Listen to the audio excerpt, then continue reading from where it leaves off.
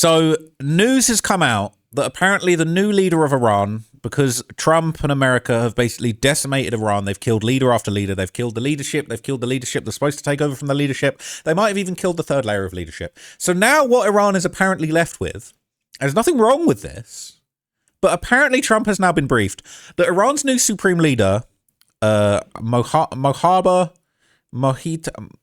I think that's how you say it, Khamenei, is probably gay, and the president had this priceless reaction.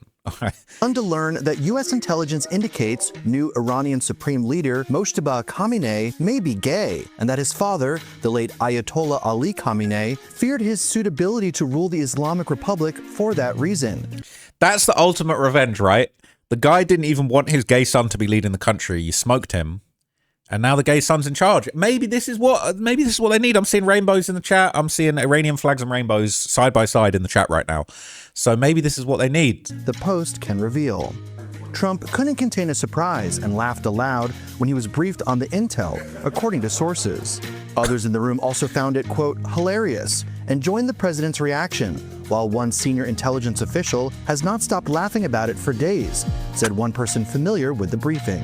The shocking claim was described to the Post by two intelligence community officials and a third person close to the White House. All three sources say the implausible-sounding allegation is viewed as credible by U.S. spy agencies. Two of the sources said the intelligence indicates that Mojtaba has had a long-term sexual relationship with his childhood tutor. The third source said the intelligence indicated the affair was with a person who formerly worked for the Khamenei family. He's getting cracked by his childhood tutor. That's what's going down in Iraq. Okay. Mojtaba, who is believed to have been wounded in the same February 28th airstrike that killed his father and other members of his family, has made aggressive sexual overtures to men caring for him, possibly while under the influence of heavy medication. Stop. This has to be trolling. They're saying that he got pounded so hard in the airstrike, he's now making passes at the medical staff helping him. This has got to be cap, right? They're saying that he's trying it on with the nurses. The male nurses. He says he's on heavy medication. He's in there. They're saying he might have lost a leg. I heard he was in a coma, but now I'm hearing he's making passes. He's making passes at the nurses. So I don't know what to believe at this point. The Post sources said, U.S. spy agencies do not have photographic evidence of the 56-year-old's alleged sexual attraction to men, but the sources insisted the tip is solid, with one saying it was derived from one of the most protected sources that the government has. The fact that this was elevated to the highest of high levels shows you there's some confidence in this, added a second source. Mojtaba's purported sexual orientation had been whispered about inside Iran since at least the May 2024 helicopter crash that killed then-President Ibrahim Raisi, Ali Khamenei's presumed favorite to be the next supreme leader, sources said. Mojtaba's father and others suspected he was gay, and that was something that people were spreading to try to stop his ascension, one of the Post sources explained. Within the U.S. government, it's been a pretty closely held piece of information. So, just get this, man. America has pounded the country so hard that the gay leader that they were trying to keep out, that he's all they've got left. All they've got left is the gay leader. And I respect it. I'm actually happy with that. Trump, they're genuinely saying that Trump laughed out loud. He LOL'd. They're saying, why am I smirking? It is funny. Saying others in the room found it hilarious. Now, it's not hilarious because there's something hilarious about being gay. That's not fair. That's not funny. All right. It's very, very serious. All right. Nothing funny about that. But I think it is funny when you're talking about a country that is like so hardline. They're oppressing all of the women. You know, they'd probably kill you for being gay in some of these very hardline religious communities. And the big man himself, the new supreme leader, you know, he's apparently getting busy. He's apparently making passes at the male nurses and things like that. That's actually insane. Okay. Mojtaba earned the nickname The Power Behind the Robes. He served as his aging dad's gatekeeper, and he apparently was hooking up with his tutor. They're just posting picture after picture of Trump laughing diabolically.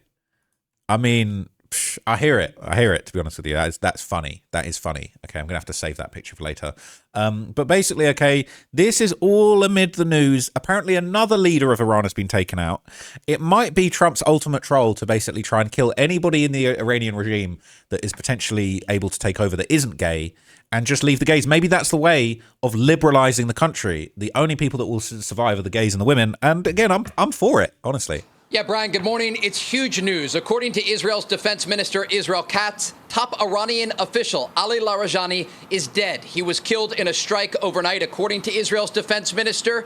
This was probably the most significant strike, you could describe it, in the past week and a half, as the Israelis and the Americans are going after the structure of Iran's regime. Larijani was largely considered the de facto leader in the aftermath of the killing of Iran's former supreme leader, and uncertain questions about Mojtaba Khamenei, the man who was elected to be the next supreme leader. Larijani was serving as the secretary to Iran's Supreme National Security Council. I can also report overnight the Israelis, in a separate strike, killed the top commander of Iran's Basij forces. This is a wing of the IRGC. His name is Ghulam Reza Soleimani, and he was responsible for commanding the crackdown on protesters earlier this year across Iran.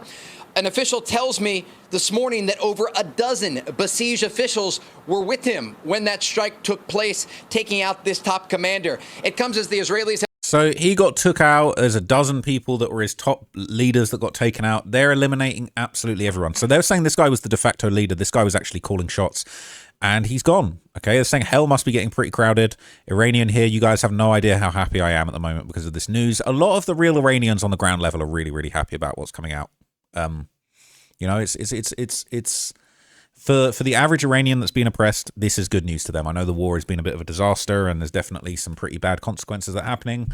You know, Dubai's getting pounded, but the average Iranian is actually happy about this from what I understand. Now, basically, okay, America has been looking for support. They've been looking for other countries to kind of back them up and try and, you know, take up for them in this war. And unfortunately, it seems like a lot of allies of America that usually would, you know, ride or die for America have actually turned down Trump's offers or his requests. They don't want to help America in their escalating war with Iran. They think it's going to be a bit of a disaster. And some people are even suggesting that Trump is actually in direct communication with Iran and their authorities, maybe the new gay leader, to try and work out what's going on. Now let's go to Steve Harrigan, who is live on the Iran-Armenian border with more on President Trump's push to rally allies to protect the Strait of Hormuz. Hi, Steve. And Carly, Axios reporting for the first time since the war began that there has been direct communication between Iran and the U.S., citing an unnamed U.S. official saying that Iran's foreign minister has contacted U.S. envoy Steve Witkoff. The foreign minister denied that any such contact had taken place, but President Trump does say that Iran wants to talk. They're negotiating. And we always talk. When, you know, somebody said, well, would you talk? Why would you even talk to them? I talk to everybody because sometimes good things come out of it. But I don't know if they're ready yet. They're taking a pounding. In the meantime, President Trump continues to press allies to join a coalition to keep the Strait of Hormuz open. Here's the president. Numerous countries have told me they're on the way. Some are very enthusiastic about it, and some are. And some are countries that we've helped for many, many years. We've protected them from horrible outside sources, and they weren't that enthusiastic. And the level of enthusiasm, it matters to me. We have some countries where we have 45,000 soldiers, great soldiers, protecting them from harm's way.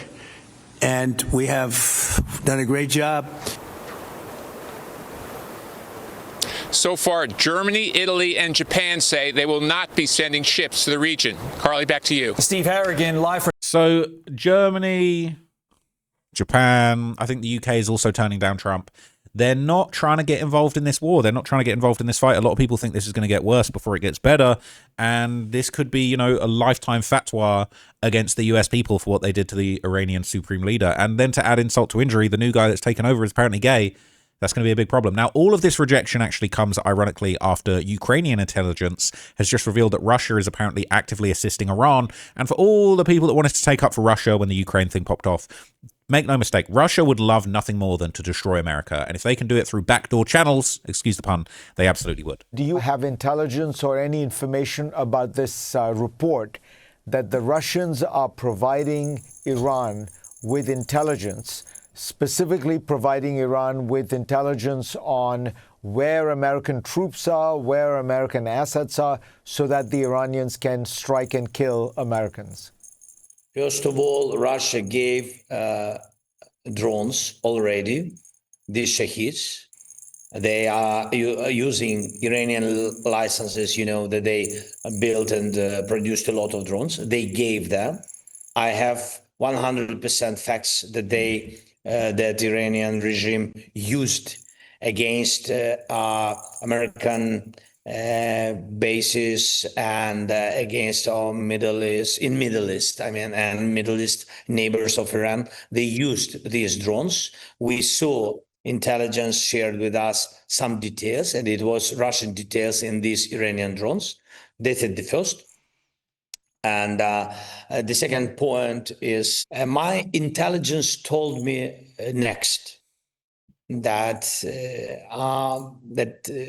they think that they share information, intelligence with Iranian regime. They help them.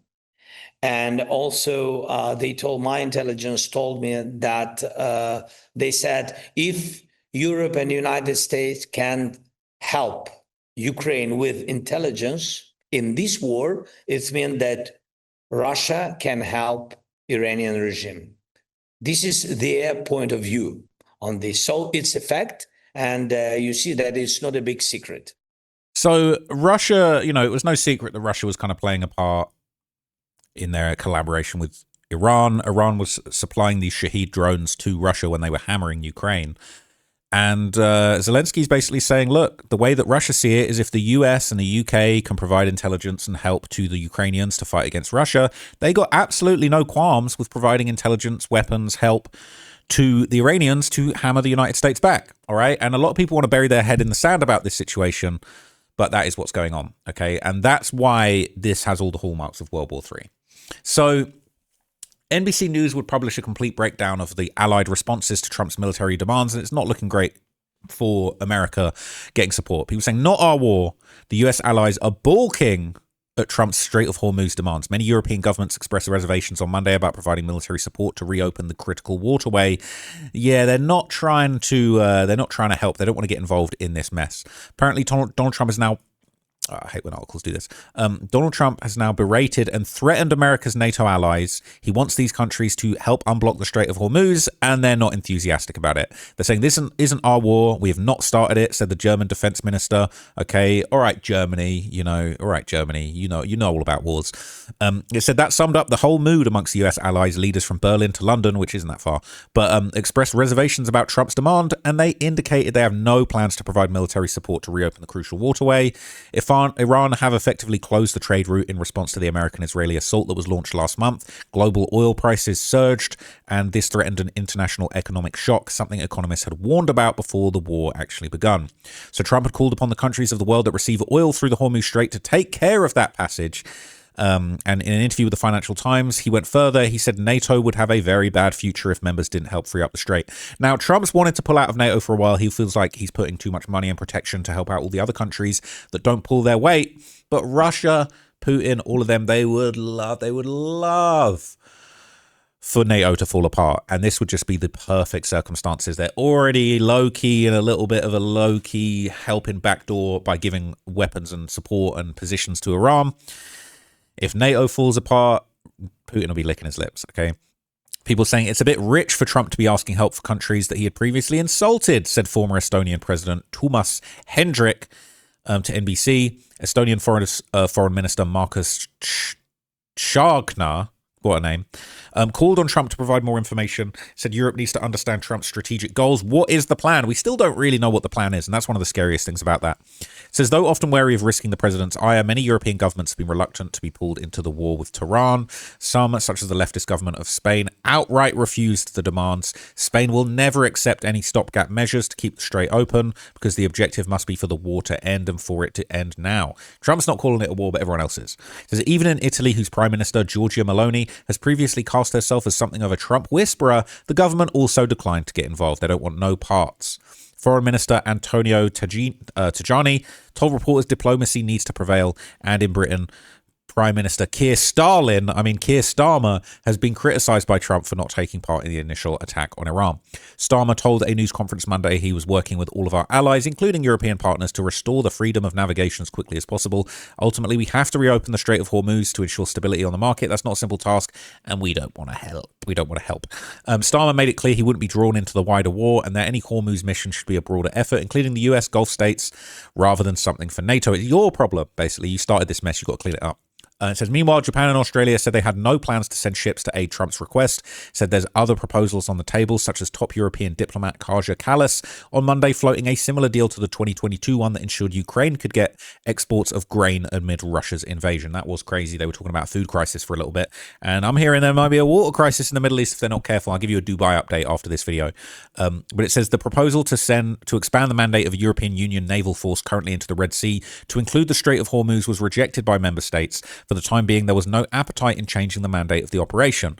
The wrangle over the strait marks the latest point of tension between the Trump administration and Washington's historic friends across the Atlantic. Last year, the president refused to rule out using military force to seize Denmark's semi-autonomous island of Greenland. Then he claimed incorrectly that NATO allies have not fought on the front lines of Afghanistan, which upset a lot of people. The people of the UK were pretty upset because we definitely shed blood to a fight in Afghanistan for you guys. It's a bit rich after you've been threatening Denmark and insulting the memory of around 1,000 NATO troops who fought in Afghanistan to say, oh, you all have to come and help us now, said Ilves, who was Estonian president between 06 and 016. If countries send troops and something happens to them, is he going to make fun of them again? It's a political non-starter from the get-go. I'm not sure what he expected. I don't think Trump thinks about the consequences of things he says. He just fires from the hip, and he worries about cleaning it up later. Unfortunately, that's just is what it is. Much of the European skepticism over Trump's Hormuz demand stemmed from their wariness of the war itself. So the European answer must be the way to end the problem is to end the war, not join it, said Stephen Biscop, a director at the Egmont Institute, a Belgian think tank. He said the main thing was not to be intimidated by threats on NATO by Trump. Asked for comment on the European reaction, the White House directed NBC News to comments made by Press Secretary Caroline Leavitt, who told reporters that these countries should help out because they are benefiting greatly from the United States military taking out the threat of Iran. She added that the president is absolutely right to call on these countries to do more to help the US to reopen the Strait of Hormuz so we can stop the terrorist regime from restricting the free flow of energy. Despite several ships being bombed as they attempt to cross the strait, Iran denies it closed the narrow neck of water entirely. After the US and Israel launched the war, it said it would attack vessels from those countries or their allies, basically. From the perspective, the Strait of Hormuz is open and only closed to our enemies, said the Iranian foreign minister. Now, there would be more kind of breakdowns about exactly what's going on in the Strait of Hormuz. And one of the good YouTubers that's been covering this is Atriok, who basically broke down exactly what's going on there and how certain ships have been sneaking through the blockade quite intelligently. I'm talking about serious problems facing the American economy in 2026. Let's talk about oil. Now, a couple things we need to explain about oil before we move on. Oil is priced in barrels and sent around the world. And based on the price of a barrel of an oil, you can estimate certain things about how people in the economy will be feeling because most economies run on oil. Almost all major economies run on oil right now. If the price of a barrel of oil is between $40 and $60, smiley face, people are feeling good, okay? Gas is cheap, fertilizer is cheap, plastics are cheap. Things are feeling, it's a stimulant for the economy. People just feel better. Things move smoother. It's big smiles. If a price of a barrel of oil gets to, by the way, this is where we've been. This area, maybe around 60, 65, but this is the area we've been in for the past few months, and it's helped cushion the blow of other economic problems. If the price of a barrel of oil gets up to 70 or 80, that's a warning. Now, this is a really good spot for oil companies. They love this spot because people grumble about it, people are angry about it, but it doesn't really cause too much political backlash, too much damage, and they get a lot of profit. Oil companies love this because nobody gets too mad at them, but they're still making money. So they prefer not to be here, but this is survivable. It's just annoying. If it gets to $100 or more, that is panic. That is when gas prices start to become really pinching for the average person, along with a whole bunch of other knock-on effects we'll get into. $100. So apparently the oil price is above. I was seeing people talking about it's 120. So we're beyond the panic, and Iran want to push it to 200. It's unheard of. $1 barrel is a panic. And if you don't like hearing it from me, because I'm an ugly streamer, and you want to hear it from a famous professional actor, all right, well, I got the show Landman for you. Well, you want oil to live above 60, but below 90.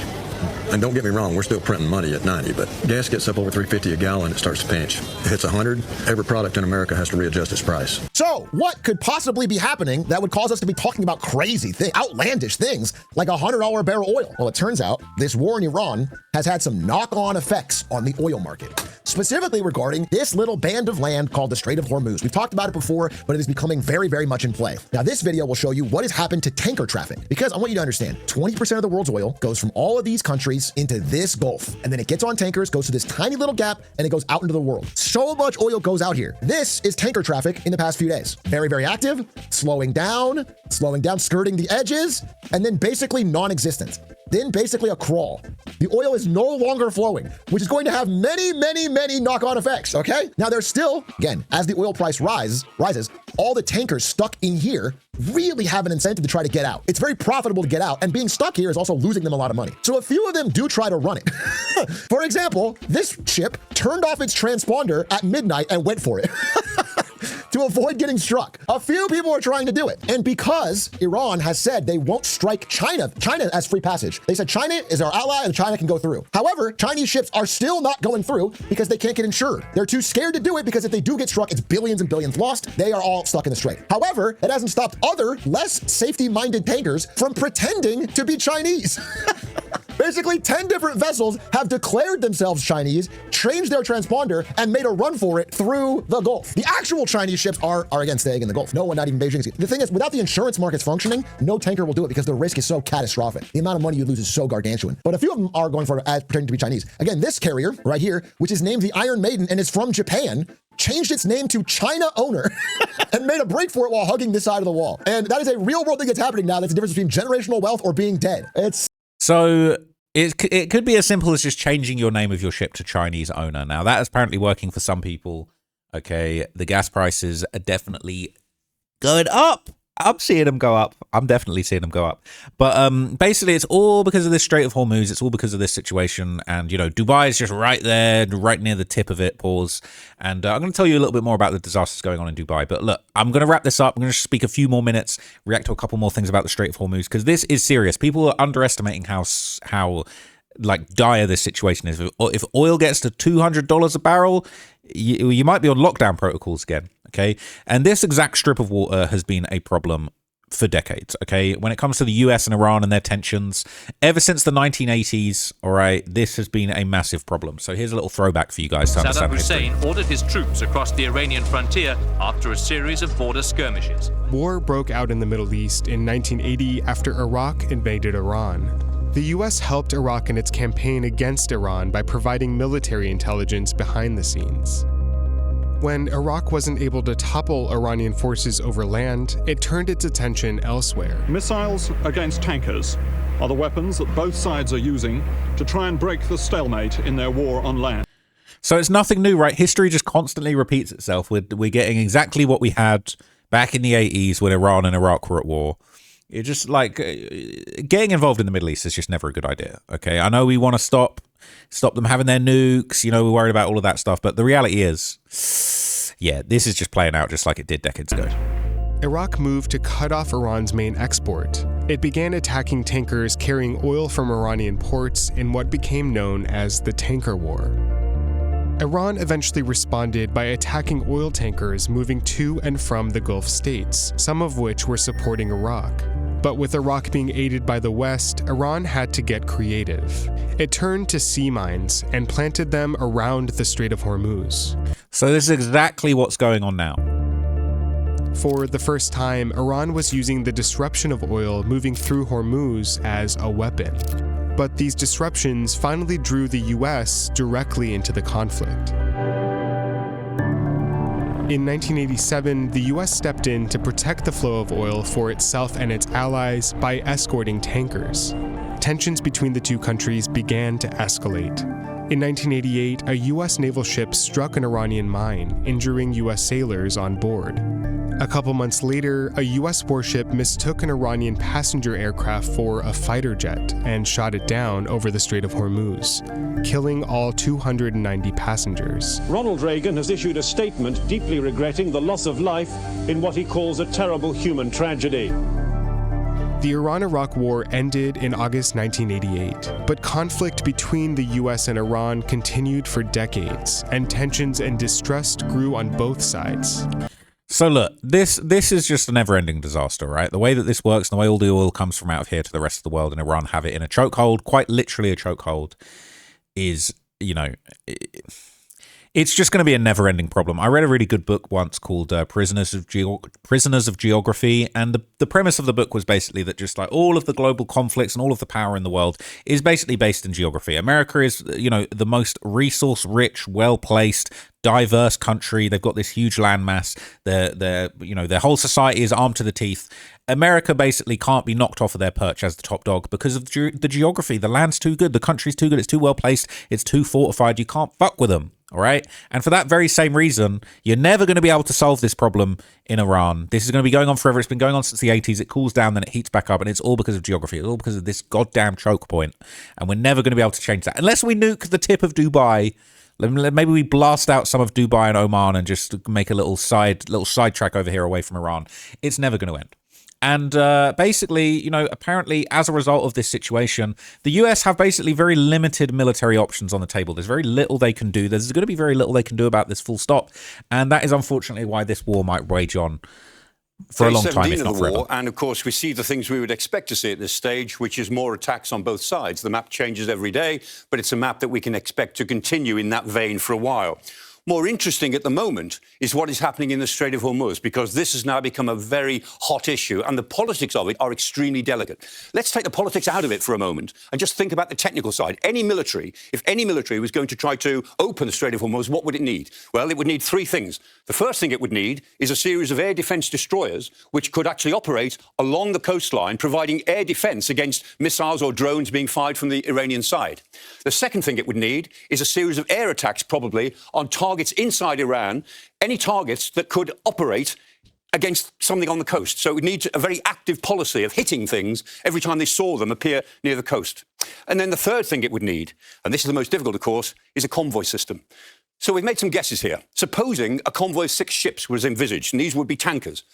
These tankers are supposed to keep at least 8 to 12 ship lengths apart when they travel through this area. Supposing that was cut by 50%, supposing they said, OK, 4 lengths apart is good enough. Well, at 4 lengths apart, given the size of these tankers, we're still talking about a convoy that would be about 12 kilometres long. It would still be a very large convoy, even with a warship at either end. So a warship at either end would need to be supplemented by sort of sheepdogs that are able to move in and out of the convoy to protect them against drones, against robot boats, against people in rubber inflatables just trying their luck.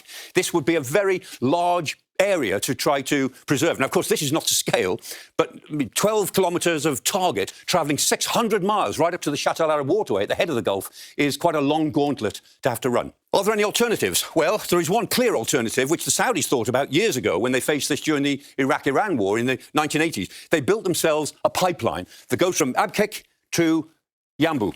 And that pipeline is very efficient, but it won't take the amount of oil that still needs to be got out through the Gulf. And here is the problem.